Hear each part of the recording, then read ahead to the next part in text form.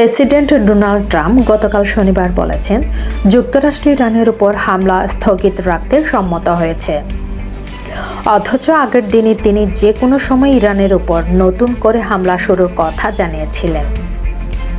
Trump বলেন, একটি সম্ভাব্য চুক্তির রূপরেখা নিয়ে সমঝোতা গড়ে উঠছে। এর মধ্যে হরমুজ প্রণালী আবার উন্মুক্ত করার বিষয় অন্তর্ভুক্ত থাকছে। নিজ সামাজিক যোগাযোগ মাধ্যম ট্রুথ সোশ্যাল এক পোস্টে ট্রাম্প বলেন, ইরান এবং মধ্যপ্রাচ্যের অন্যান্য দেশ আমাদের কাছে অনুরোধ করেছে যেন আমরা আপাতত কোনো হামলা না চালাই, কারণ একটি চুক্তির মৌলিক রূপরেখা বা প্রধান শর্তাবলী নিয়ে সমঝোতা হয়েছে।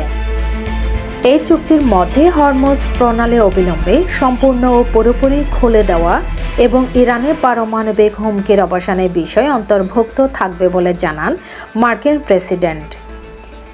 ইরানের বিরুদ্ধে পদক্ষেপ নিতে যুক্তরাষ্ট্র সম্পূর্ণ প্রস্তুত ও হামলা চালানোর জন্য তৈরি ছিল বলেও দাবি করেন প্রেসিডেন্ট ট্রাম্প।